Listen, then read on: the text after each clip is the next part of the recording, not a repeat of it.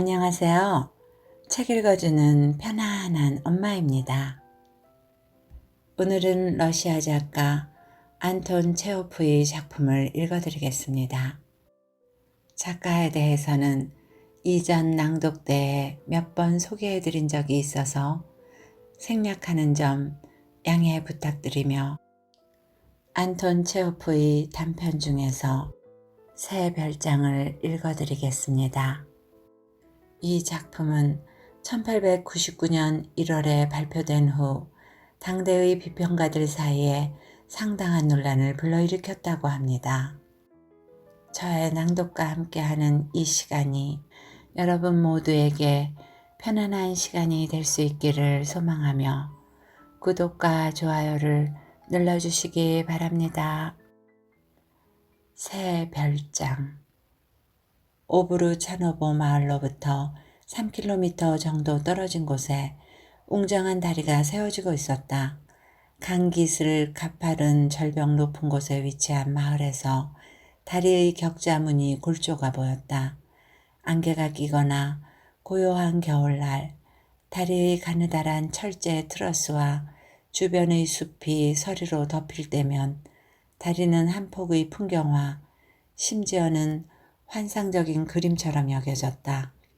간혹 다리 공사를 맡고 있는 건축기사 꾸체로프가 경주용 마차나 사륜마차를 타고 마을을 통과해서 지나가곤 했다. 그는 떡 벌어진 어깨에 살집이 있고 턱수염을 기르고 있었고 항상 살짝 구겨진 제모를 쓰고 있었다. 휴일이 오면 다리 공사장에서 어슬렁거리던 불황자들이 이따금 마을을 찾았다. 그들은 동냥을 하거나 여자들을 희롱했고 도둑질을 하는 경우도 있었다. 하지만 그런 일은 드물었고 대부분의 하루는 인근에 공사가 있다는 것을 눈치채지 못할 정도로 조용하고 평온하게 지나갔다. 그러다가 다리 부근에 모닥불이 지펴지는 저녁이 돼서야 바람에 불황자들의 노랫소리가 희미하게 전해져 왔다. 낮에도 이따금 우울한 금속성 타격음이 동동동 하고 들려왔다.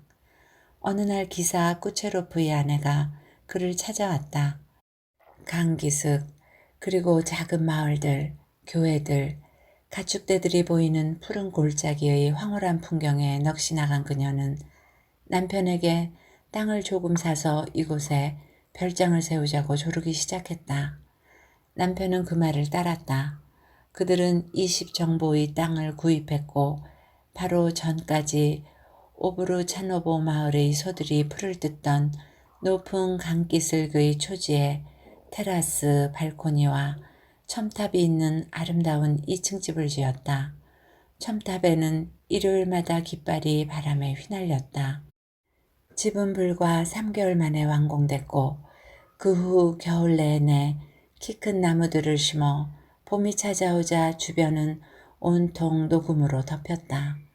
새 저택에는 벌써 가로수길이 만들어졌고 흰색 앞치마를 두른 정원사와 2명의 일꾼이 집 근처의 땅을 파고 있었다. 분수에서 물이 콸콸 솟았고 그 위에 달린 거울공은 너무 밝게 빛나서 눈이 아파 쳐다볼 수가 없었다. 그리고 대저택에는 벌써 새 별장이라는 이름이 붙여졌다. 5월 말의 화창하고 따뜻한 어느 아침, 오브르차노보 마을의 대장장이 로지온 페트로프의 집 앞에 말 2마리가 편자를 교체하기 위해 서 있었다. 새 별장에서 온 것이었다. 말들은 털이 눈처럼 새하얗고 늘씬한 데다 잘 먹여서 토실토실했으며 놀라울 정도로 서로 닮아 있었다. 영락없이 백조 같구만. 황홀하게 말들을 쳐다보며 로지온이 중얼거렸다. 그의 아내 쯔쯔빠니다와 아이들, 손자들이 구경을 하러 밖으로 나왔다. 차츰 사람들이 모여들기 시작했다. 퉁퉁 부은 얼굴에 태어날 때부터 수염을 기른 적이 없는 리치코프 부자가 모자도 쓰지 않고 다가왔다. 좁고 긴 수염에 끝이 구부러진 지팡이를 쥔 키가 크고 비쩍 마른 꼬조프 영감도 다가왔다. 영감은 교활한 눈을 연신 찡긋대면서 마치 뭔가를 알고 있다는 듯이 시큰둥하게 미소를 지었다. 하얗다고 뭐 별건가. 그가 말했다. 내 말들에게 귀리를 먹였어봐. 저만큼 윤기가 흐를걸. 저놈들도 쟁기를 지우고 채찍으로 갈겨줘야 한다고. 마부는 경멸의 눈초리로 그를 힐끗 쳐다보았을 뿐 한마디도 하지 않았다. 그리고 좀 지나서 대장간에서 불을 지피는 동안 마부는 담배를 피우며 이야기를 늘어놓았다. 농부들은 그로부터 많은 이야기를 들을 수 있었다. 주인 가족이 부자라는 얘기, 마님 옐레나 이바노브나는 결혼 전에는 모스크바에서 가정교사를 하며 가난하게 살았다는 얘기, 이곳의 새 영지는 경작이나 파종을 하는 대신에 맑은 공기를 마시며 자연을 즐기기 위해서 그냥 놓아둘 것이라는 얘기였다. 이야기를 마친 후 그가 말들을 데리고 다시 왔던 길로 되돌아가자 한 무리의 소년들이 그 뒤를 따랐고 개들이 지저댔다. 멀어지는 뒷모습을 바라보던 꼬조프는 한쪽 눈을 찡긋하며 비아냥거렸다. 개나 소나 지주랍시고. 그가 말했다. 집을 짓고 말들을 들여놓으면 뭐하나. 먹을 게 하나도 없는데. 개나 소나 지주야. 꼬조프는 새별장과 새하얀 말들 그리고 배부르고 때깔 좋은 마부가 첫눈에 이유 없이 싫어졌다. 외로운 호라비로 무료한 삶을 살며 무슨 병 때문에 그는 일을 할 수가 없다고 했다. 하리코프의 제과점에서 일하는 아들이 보내주는 생활비로 연명을 하는 꼬조프는 이른 아침부터 저녁까지 강 기슭이나 마을을 어슬렁거리며 다니다가 누군가 통나무를 운반하거나 낚시라도 하고 있는 것을 보게 되면 그 통나무는 죽은 나무에서 자른 거라 다 썩었어 라든가 이런 날씨에는 고기가 물리가 없지 라고 짓거렸다. 가뭄이 들면 한겨울이 올 때까지 비가 오지 않을 거라고 말했고 비가 오면 이제 들판이 썩어버려서 다 못쓰게 될 거라고 했다. 그런 말을 늘어놓으면서 자신은 마치 뭔가 비밀을 알고 있기라도 한다는 듯이 연신 한쪽 눈을 찡긋댔다. 저녁이면 저택에서는 불꽃놀이를 하며 로켓을 발사했고 오브르 차노보 마을 기슭을 따라 붉은 등을 매단 돛담배가 지나가곤 했다. 한 번은 아침에 기사의 아내인 옐레나 이바노브나가 짙은 밤색 조랑말 2마리가 끄는 노란색 바퀴가 달린 마차를 타고 어린 딸과 함께 마을을 찾아왔다. 2사람 모두 커다란 챙이 귀 부분에서 접힌 밀짚 모자를 쓰고 있었다. 때는 마침 걸음을 주는 시기였고 키가 크고 비쩍 마른 노인인 대장장이 로지오는 맨발에 모자도 쓰지 않고 한쪽 어깨에는 갈퀴를 걸친 채 더럽고 볼썽사나운 수레 옆에 서서 입을 떡 벌리고 조랑말들을 지켜보고 있었다. 그의 표정을 보아하니 지금까지 그렇게 작은 말을 본 적이 없었음을 알 수 있었다. 꾸체로프 마누라가 왔어. 주위에서 속삭이는 소리가 들렸다. 봐, 꾸체로프 마누라가 왔다고.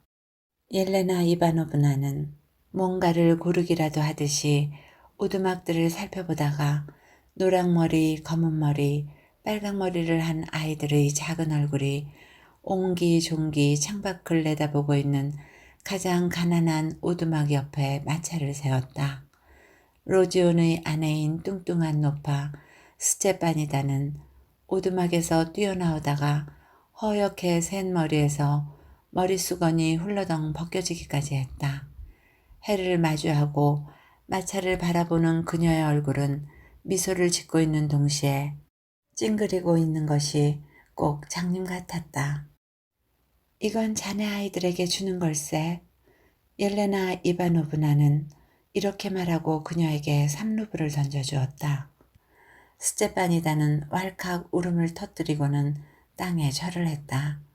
훤하게 드러난 갈색 대머리를 내보이면서 아내를 따라 고개를 숙이고 절을 하다가 로지오는 갈퀴로 아내의 옆구리를 찍을 뻔했다. 당황한 옐레나 이바노브나는 왔던 길로 되돌아가 버렸다. 리치코프 부자가 자신의 목초지에서 일하는 말 2마리와 조랑말 1마리, 얼굴이 넓적한 알가우산 황소를 잡아서 대장장이 로지온의 아들인 빨강머리 볼로지카와 함께 마을로 몰아오더니 촌장을 부르고 증인을 모아 망가진 목초지를 보러 갔다. 좋아, 어디 한번 해보라고. 꼬조프가 눈을 찡긋하면서 말했다. 해보라고 해. 어디 신선한 공기를 마셔보라고 해. 어디 기사들이랍시고 말이지. 재판을 못할 것 같아? 좋아. 순경을 부르러 보내고 조서를 작성하라고. 조서를 작성해. 볼로지카가 그의 말을 따라했다. 이걸 그냥 두고 볼 수는 없어. 아들 리치코프가 소리쳤는데 점점 목소리가 커져서 수염이라고는 없는 그의 얼굴이 점점 더 부어오르는 것 같았다. 유행이라도 되는 게야. 그냥 놔두면 저자들이 우리 목초지를 다 짓밟아 놓을 거라고. 당신들은 민중들을 못살게 굴 권리가 전혀 없어. 우린 더 이상 농노가 아니야. 우린 더 이상 농노가 아니야. 폴로지카가 따라했다. 지금까지 다리 없이 잘 살아왔어. 아버지 리치코프가 침울하게 중얼거렸다. 우리가 언제 다리를 세워달랬는가? 다리를 뭐에 쓰게? 그런 건 필요 없어. 정교를 믿는 형제들이여, 더 이상 두고 볼 수만은 없지 않소? 좋아, 어디 한번 해보라고. 꼬조프가 눈을 찡긋했다. 어디 한번 신선한 바람을 쐬보시지. 어디서 지주랍시고. 마을 쪽으로 방향을 돌려서 걷는 동안 아들 리치코프는 연신 가슴을 주먹으로 치면서 소리를 질렀고 볼로지카도 그의 말을 따라하면서 같이 소리를 질렀다. 한편 그 사이 마을에서는 혈통이 좋은 황소와 말들 주변에 사람들이 잔뜩 모여 있었다. 황소는 겁을 집어먹은 나머지 주변을 힐끔거리다가 갑자기 머리를 땅으로 숙이고 뒷발질을 하면서 날뛰기 시작했다. 화들짝 놀란 꼬조프가 소를 향해 지팡이를 휘둘러대자 사람들이 깔깔대고 웃었다. 그러고 나서 가축들을 가둬두고 기다리기 시작했다. 저녁이 돼서 기사가 망친 목초지에 대한 대가로 5루블을 보내자 그때까지 먹이도 물도 먹이지 않은 2마리 말과 조랑말, 황소가 고개를 푹 숙인 채 마치 대역 죄인이라도 된 듯한 낯으로 집으로 돌아왔다. 수중에 5루블이 생긴 리치코프 부자는 촌장, 볼로지카와 배를 타고 강을 건너 술집이 있는 끄리아꼬보 마을 쪽으로 향해서는 그곳에서 한참 술판을 벌였다. 밤새 이자들의 노랫소리와 젊은 리치코프가 지르는 고함소리가 들려왔다. 마을에서는 여인들이 밤새 잠을 뒤척이며 근심했다. 로지온도 잠이 오지 않았다. 이건 좋지 않아. 그는 자리에서 계속 돌아누우면서 한숨을 내쉬며 말했다. 나으리가 성이라도 나면 나중에 어쩌려고. 나으리 기분을 상하게 했으니 아이고 이 일을 어떡하노. 이건 좋지 않아. 한 번은 로지온을 포함한 농부들이 자신들의 숲에 가서 풀벨 땅을 나누고 집으로 돌아오는 길에 맞은편에서 걸어오는 기사를 만났다. 붉은 무명 셔츠에 긴 장화를 신은 기사의 뒤를 새터견이 긴 혓바닥을 내민 채 따라오고 있었다. 안녕들 하시오 형제들, 그가 말했다. 농부들이 멈춰서서 모자를 벗었다. 벌써 오래전부터 여러분과 얘기를 나누고 싶었습니다. 형제들. 그가 말을 이었다. 무슨 일이냐 하면 말입니다. 이른 봄부터 하루가 멀다 하고 우리 정원과 숲에 여러분의 가축이 들어와 있지 않습니까? 발굽에 짓밟혀 남은 게 없어요. 돼지들이 초지를 다 파놓고 텃밭을 망쳐놓고 숲에는 어린 나무들이 다 죽어버렸습니다. 마을의 몰입꾼에게 부탁을 할라치면 욕부터 해대니 대화가 되지 않습니다. 하루가 멀다 하고 내 땅에 와서 짓밟아 놓는데 제가 언제 벌금을 물리거나 하소연을 한 적이 있었는지요. 그런데 내 말들과 황소를 내몰고는 오르브를 받아내셨죠. 이웃 간에 이래도 좋은가요? 말은 이어졌지만 그의 목소리는 부드럽게 설득하는 어조였고 눈초리도 순했다. 그게 과연 점잖은 분들이 할 짓인지요. 일주일 전에는 여러분 중 누군가가 내 숲에서 참나무 2그루를 베어갔어요. 여러분들이 예레스네보로 가는 길을 갈아엎어 놓아서 이제 저는 3킬로를 돌아서 가야 합니다. 도대체 무슨 이유로 사사건건 저를 괴롭히시는 건지요. 제가 도대체 여러분에게 무슨 나쁜 짓을 했다고 이러시는지 말씀 좀 해주십시오. 저와 아내는 최선을 다해서 여러분과 평화롭고 사이좋게 지내려고 노력하고 있답니다. 저희 능력건 농민을 돕고 있어요. 제 아내는 착하고 심성이 고운 여자입니다. 도움을 거절하는 경우도 없고 여러분과 여러분의 아이들을 돕는 일을 하는 것이 그녀의 꿈이랍니다. 그런데 우리의 선의를 여러분은 이렇게 보답하시나요, 형제들? 여러분은 공정하지 않습니다. 생각해 보세요. 제발 부탁드리니 생각을 해보세요. 우리가 여러분을 인간적으로 대하는 만큼 여러분도 같은 동전으로 우리에게 갚으셔야 하지 않겠습니까? 그리고는 뒤로 돌아가 버렸다. 농부들은 잠시 머뭇거리다가 다시 모자를 쓰고 걷기 시작했다. 사람들의 말을 언제나 제멋대로 해석하는 로지온이 한숨을 내쉬며 말했다. 세금을 내라는 거야, 형제들. 동전으로 갚으세요. 라잖아.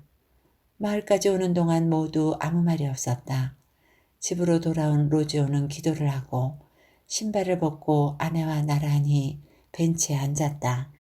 그와 아내 스테파니다는 집에 있을 때면 항상 나란히 벤치에 앉아 있었고 길에서는 항상 나란히 걸었으며 먹고 마시고 자는 것도 항상 함께 했고 나이가 들수록 서로에 대한 애정은 더욱 깊어갔다.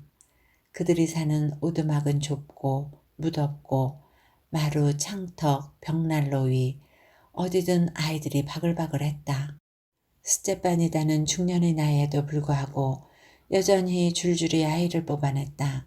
그래서 이제 우글대는 아이들을 보고 있노라면 그중 어느 녀석이 로지온의 아이인지 어느 녀석이 볼로지카의 아이인지 구별하기가 어려웠다.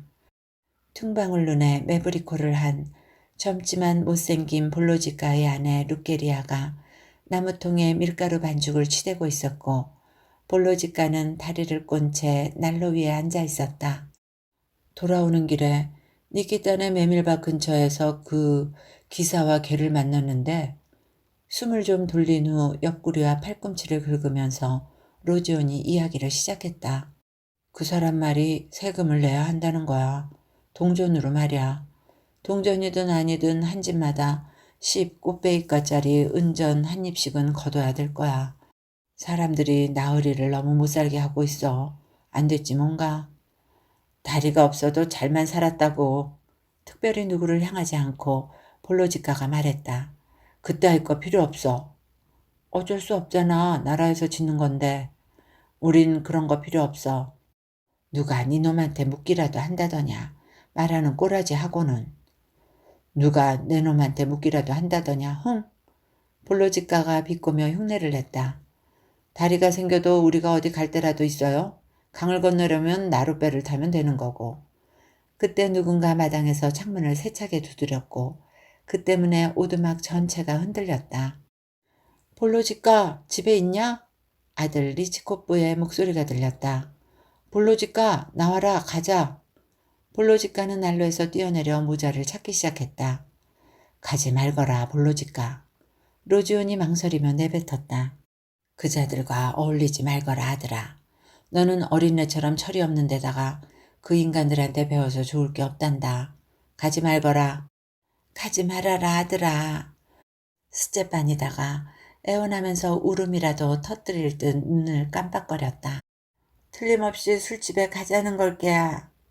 술집에? 흥. 이번에도 비꼬며 볼로지가가 흉내를 냈다. 또 고주망태가 돼서 돌아오기만 해봐라. 이 아무짝에도 쓸모없는 인간. 성난 눈으로 남편을 보면서 루게리아가 말했다. 어서 가보라고.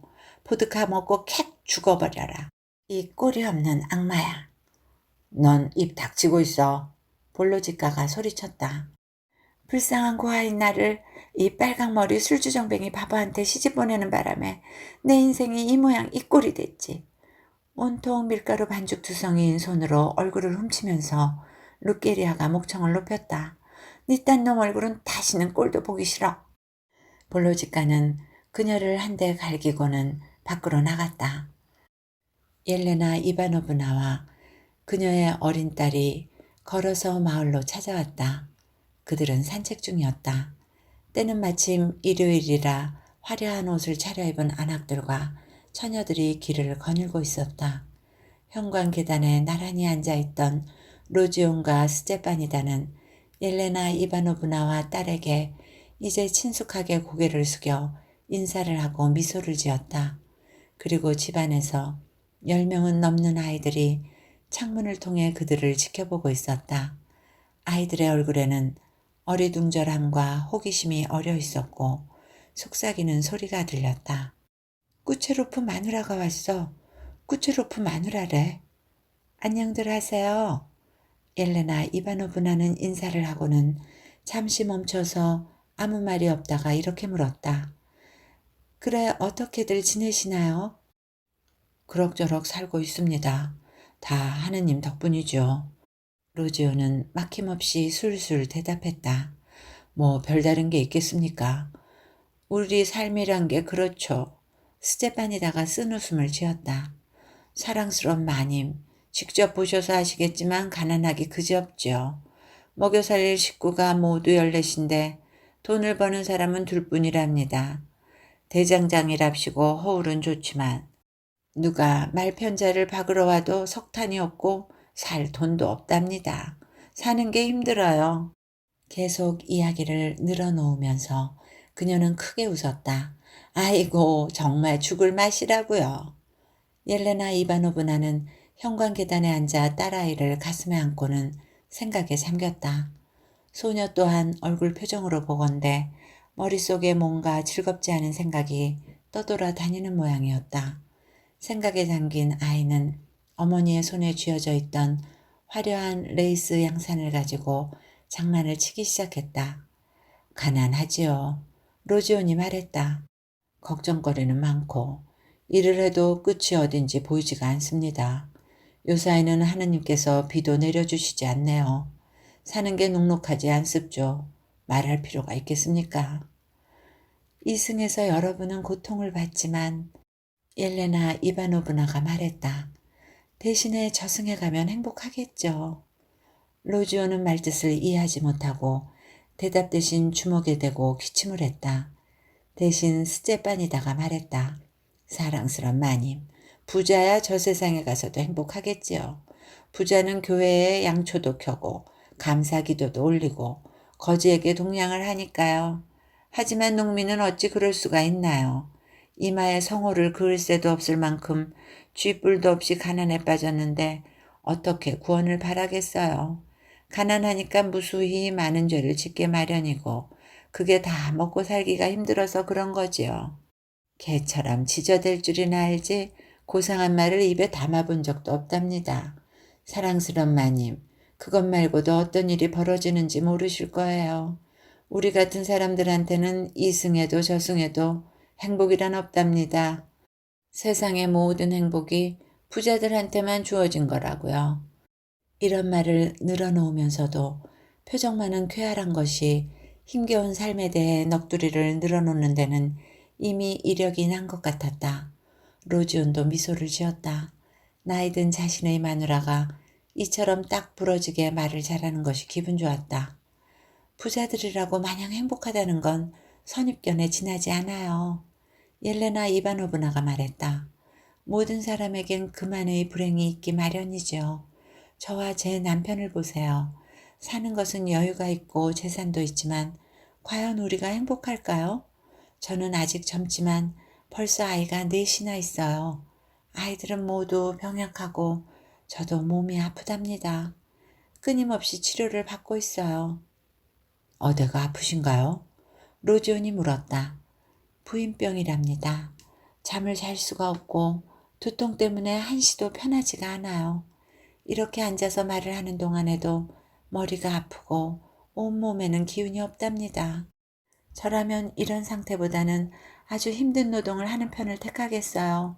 마음도 편치 않답니다. 아이들과 남편 걱정이 끊이지 않아요. 모든 가정이 저마다의 불행이 있듯이 우리 집에도 불행이 있어요.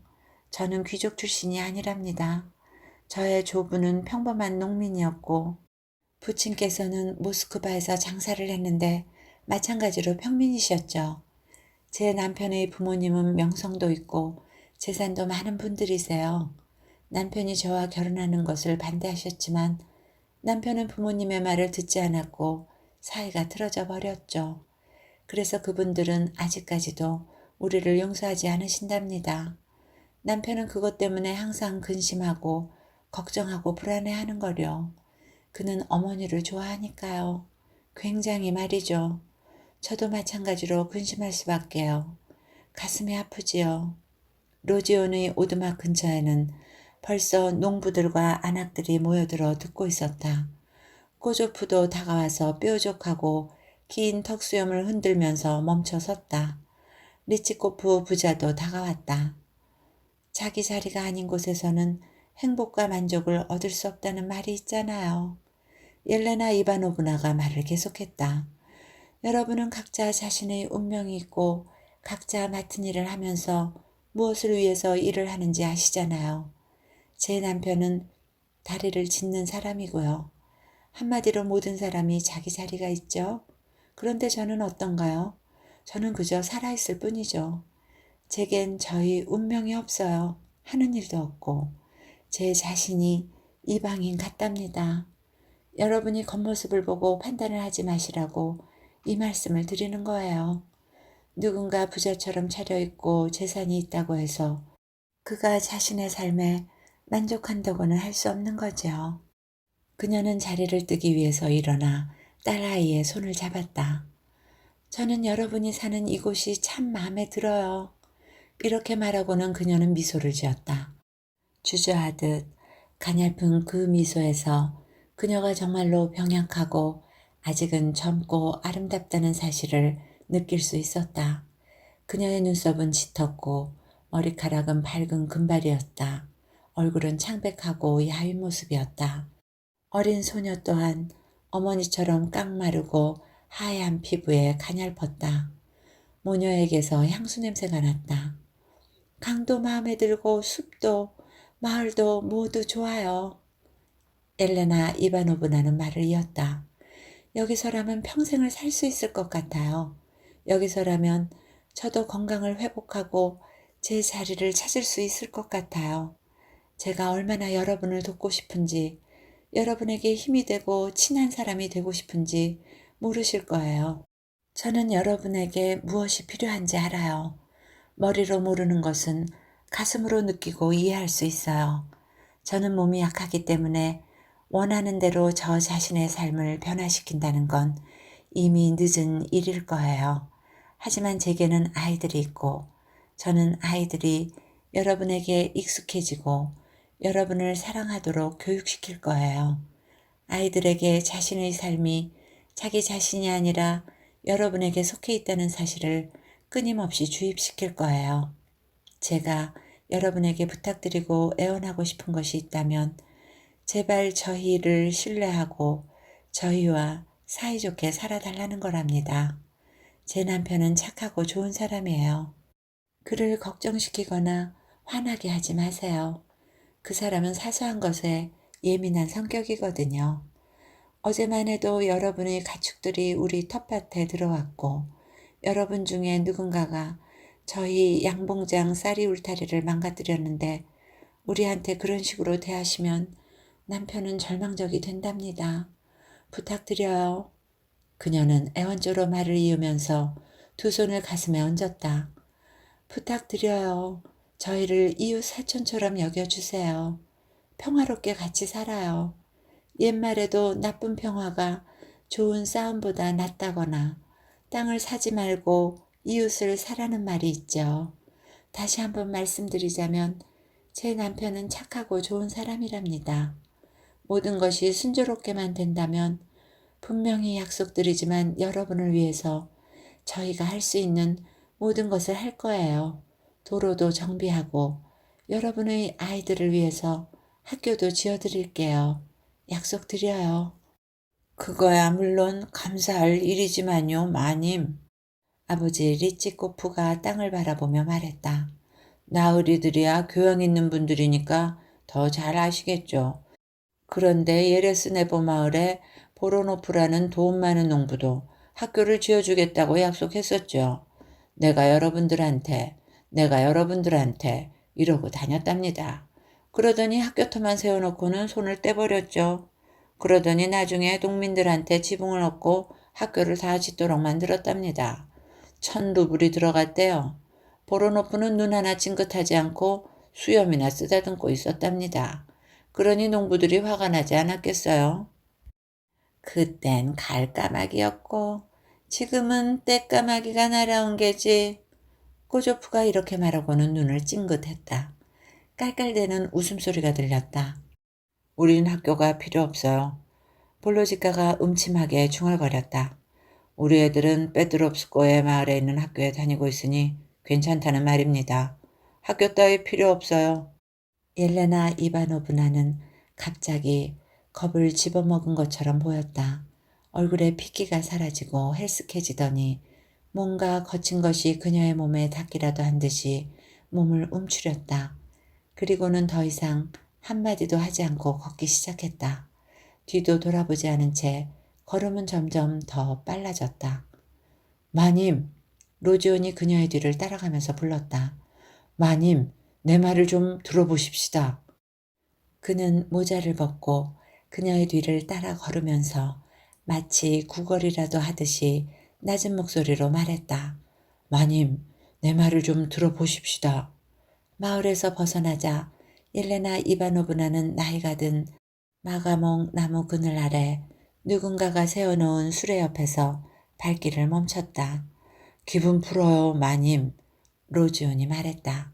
저건 다 헛소리랍니다. 조금만 참으세요. 한 2년만 참아보세요. 참을성을 갖고 좀 살다 보면 다 좋아질 거랍니다. 이곳 사람들은 본디 착하고 성미가 순하답니다. 괜찮은 사람들이에요. 하느님께 맹세컨대 말이죠. 꼬초프나 리치코프 부자 같은 사람들은 쳐다보지도 말아요. 볼로지가도요. 내 아들이지만 좀 모자란 녀석이죠. 남이 하는 말은 앵무새처럼 따라하니 말입니다. 다른 순한 사람들은 말을 하지 않는 것뿐이에요. 양심껏 말을 하고 싶어도 사람들 앞에 나서서 말할 엄두를 못 내는 거죠. 영혼도 있고 양심도 있지만 혀가 없는 게지요. 기분 풀고 좀 참아보라고요. 적한 놈들이야. 생각에 잠겨 고요하게 흐르는 넓은 강을 보고 있던 옐레나 이바노브나의 뺨을 타고 눈물이 흘러내렸다. 그 눈물 때문에 로지온도 황망해진 나머지 눈물을 쏟을 뻔했다. 괜찮다니까요. 그가 중얼거렸다. 2해 정도만 참아봐요.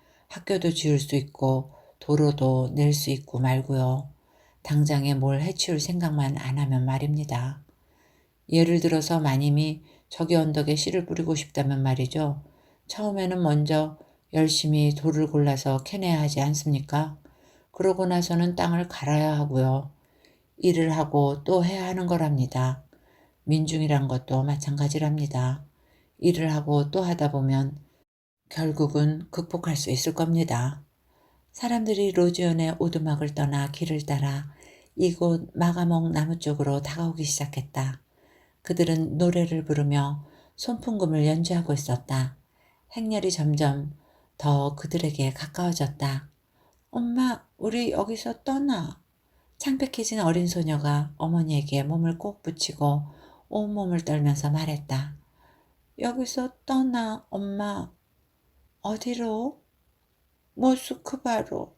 여기를 떠나요, 엄마. 소녀는 울음을 터뜨렸다. 로지오는 너무 당황한 나머지 얼굴에서 땀이 마구 흘러내렸다. 그는 호주머니에서 온통 흙방 부스러기가 묻은 반달처럼 휘어진 자그마한 오이를 꺼내 소녀의 손에 쥐어주려고 했다. 자, 뚝 그치거라. 엄하게 인상을 쓰면서 그는 중얼거렸다. 오이를 바꿔라. 먹어. 울면 엄마가 맴매한다. 집에 가서 아버지한테 이를 거야. 자, 자. 두 사람은 계속 걷기 시작했고 그 역시 어떻게든 이들을 위로하고 설득할 요량으로 그 뒤를 따라서 걸었다. 하지만 로지오는 곧 그들은 자신의 불행과 생각에 골몰한 나머지 그의 존재는 안중에 없다는 사실을 알아차리고는 걸음을 멈췄다.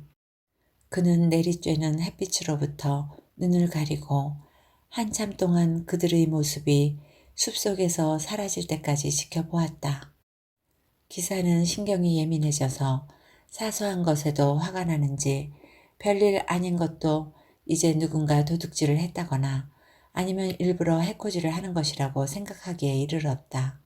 저택의 대문에는 낮에도 빗장을 걸어두었으며 밤에는 2명의 수의가 정원을 다니면서 울타리에 판자를 두드렸다. 오브루차노보 마을에서는 날품 일꾼을 더 이상 고용하지 않았다. 한 번은 누군가가 기사의 수레에서 3바퀴를 떼어낸 후 낡은 바퀴를 끼워 놓았고 얼마 지나지 않아 마구 2개와 자름집게가 사라졌다. 그러자 마을에서조차 원성의 소리가 커졌다. 급기야 리치코프 부자나 볼로지가의 집을 뒤져봐야 된다는 말이 나오기 시작하자 곧 기사의 정원 울타리 밑에서 자름집게와 마구가 발견됐다. 누군가 놓고 간 것이었다. 하루는 숲에서 무리를 지어 돌아오는 도중에 다시 기사를 만났다.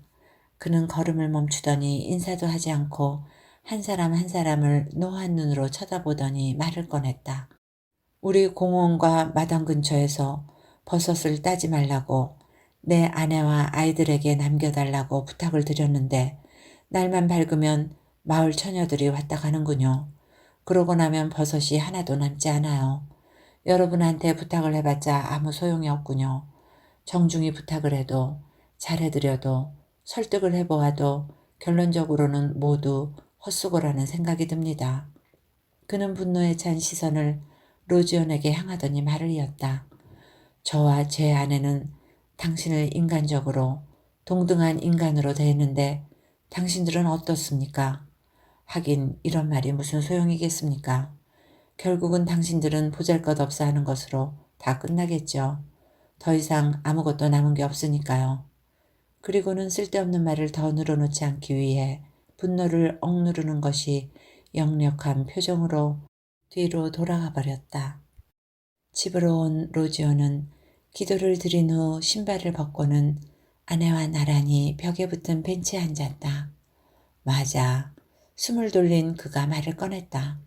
방금 전에 오는 길에 꾸체로프 나으리와 길에서 마주쳤는데 그래 동이 트기만 하면 마을 처녀들을 봤다지 뭐야. 왜 버섯을 갖다 바치지 않느냐고 그러는군. 아내와 아이들한테 말이지. 그러더니 나를 보고 이렇게 말하는 거야. 나와 내 아내가 자네를 보살펴 줄 거네. 로지오는 꾸체로프의 보잘것 없어 한다는 말을 보살펴 주겠다로 알아들었다. 하고 말이야. 난 그의 발밑에 무릎을 꿇고 싶었지만 겁이 나서 그러지 못했지. 신께서 나으리 가족의 건강을 보살펴 주시기를. 스테파니다는 성호를 긋고는 한숨을 쉬었다.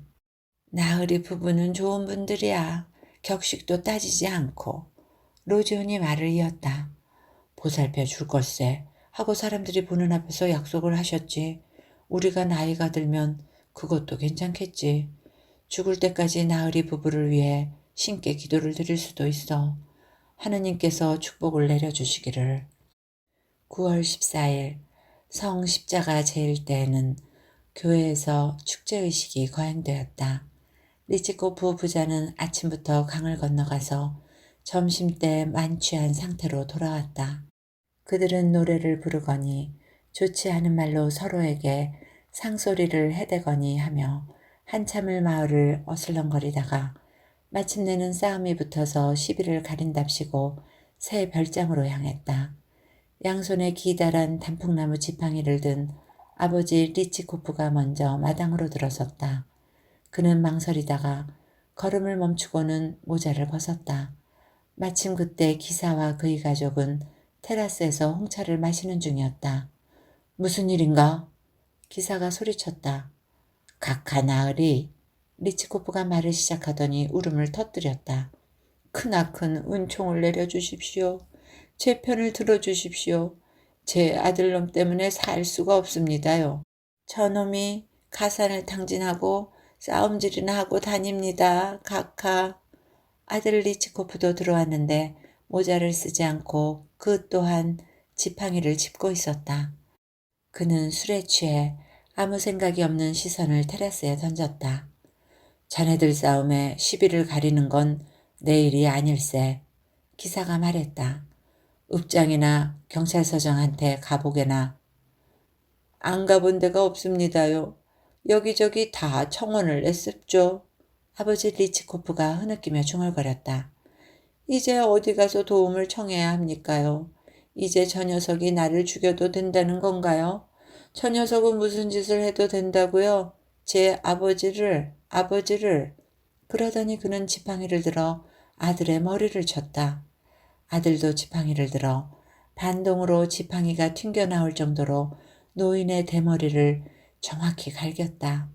아버지 리치코프는 꿈쩍도 하지 않고 다시 아들을 때렸고 이번에도 머리였다. 그렇게 서서는 서로의 머리를 지팡이로 때리는 꼴이 싸움이 아니라 차라리 장난을 하고 있는 것처럼 보였다. 한편 대문 밖에는 농부들과 안악들이 떼를 지어서 심각한 얼굴로 마당 안을 엿보고 있었다. 농부들은 축제에 축하 인사를 하려고 기사의 집에 들른 것이었는데 리치코프 부자가 와 있는 것을 보고는 자기네끼리 상의를 한 후 마당에는 들어오지 않았다. 다음 날 아침 옐레나 이바노브나가 아이들과 함께 모스크바로 떠났다. 그리고 기사가 자신의 대저택을 팔아버렸다는 소문이 돌았다. 이미 오래전에 사람들은 다리에 익숙해졌고 이제 강의 이 부분에 다리가 없다는 것을 상상하기 힘들 지경이 됐다. 공사 후에 남은 쓰레기 더미에는 벌써 오래전에 풀이 무성하게 자라났고 불황자들의 존재는 잊혀졌고 두비뉴슈카 대신에 두비누슈카는 러시아 뱃사공들이 부르는 민요의 제목입니다. 이제 거의 매 시간마다 지나가는 기차가 덜커덩 소리를 내며 지나갔다. 새 별장은 오래전에 팔린 상태였다. 이제 어떤 관리가 별장의 주인이 됐고 그는 휴일에 가족과 함께 도시에서 이곳으로 와서 테라스에서 홍차를 마시다가 다시 도시로 떠났다. 그는 휘장이 달린 제모를 쓰고 다녔고 겨우 10등관 주제에 말을 하거나 기침을 할 때면 고관 대작이라도 되듯이 거드름을 피웠다. 농부들이 그에게 고개를 숙여 인사를 하면 그는 대꾸조차 하지 않았다. 오브르 차노보 마을 사람들은 모두 나이가 들었다. 꼬조프는 이미 저 세상 사람이 됐고 로지온의 오두막에는 아이들이 더 불어났으며 볼로지카는 이제 누런 수염을 턱에 길게 늘어뜨리고 있었다. 그들은 여전히 가난했다. 이른 봄 오브르 차노보 사람들은 기차역 부근에서 땔감으로 쓸 나무를 베었다. 그들은 지금 일을 끝내고 느긋하게 한 줄로 서서 집으로 향하는 중이었다. 어깨에 걸친 폭이 넓은 톱들이 둥글게 휘어졌고 그 위에 태양이 반사됐다. 강변을 따라 난 수풀 속에서 꾀꼬리가 노래를 했고 하늘에선 노고지리가 조잘대며 울었다. 새 별장은 조용했고 사람의 그림자라고는 보이지 않았다. 햇빛이 반사되어 황금빛으로 보이는 비둘기만이 저택 상공을 날고 있었다. 로지온, 리치코프 부자, 볼로지카 모두 머릿속으로 새하얀 말들과 조랑말, 폭죽과 등불이 달린 요트를 회상하고 있었다. 아름답고 고운 자태를 가진 기사의 아내가 마을로 찾아와 상냥하게 말을 하던 때를 기억했다. 과연 이 모든 일이 진짜 있었던 것일까? 모든 것이 꿈이나 동화 속에서 일어난 일만 같았다. 그들은 생각에 잠긴 채 지친 몸을 이끌고 뚜벅뚜벅 걸었다. 그들은 생각했다. 마을 사람들은 착하고 온순하며 사리에 밝고 신을 경외하는 사람들이었다. 옐레나 이바노브나 또한 온순하며 선하고 상냥한 사람이었다. 그녀의 모습은 한 번만 보아도 보는 사람에게 측은한 마음이 들게 했다. 그런데 도대체 무슨 이유로 그들은 사이좋게 지내지 못하고 원수처럼 헤어질 수밖에 없었던 것일까? 가장 중요한 것을 눈앞에서 가려버리고 짓밟힌 밭과 마구, 자름 집게, 그리고 지금 돌이켜 생각해보면 정말 말도 되지 않는 그 모든 사소한 것들만 두드러지게 보이게 했던 그 안개의 정체는 도대체 무엇이었을까? 왜 저택의 세 주인과는 평화롭게 살면서 기사와는 사이가 틀어져 버린 것일까? 아무도 이런 질문들에 대한 답을 알 수 없었고 아무 말이 없었다. 볼로지카만이 뭔가를 웅얼댔다. 뭐라는 게냐? 로지온이 물었다. 우리가 언제 달이 없어서 못 살았나? 볼로지카가 침울하게 말했다. 달이 없어도 잘 살아왔어. 우리가 부탁한 적도 없잖아. 그딴 것 지금도 필요 없다고. 아무도 그의 말에 대꾸를 하지 않았다. 고개를 떨군 채 말없이 계속 앞으로 걸었다. 이야기는 여기까지입니다. 체오프의 메모 수첩에는 1894년 일자에 다리를 놓기 위해 시골 마을에 가족과 함께 온 건축기사가 마을 사람들과 겪는 갈등에 대한 에피소드가 적혀 있었다고 합니다. 그는 자신이 관찰한 사회현상이 내포하는 문제를 예리하고 재기 있는 필치로 다듬어 툭 던져놓습니다. 답은 각자의 몫이라는 듯이. 재밌게 들으셨는지요? 좋은 시간이 되셨기를 바라며 오늘도 행복하세요.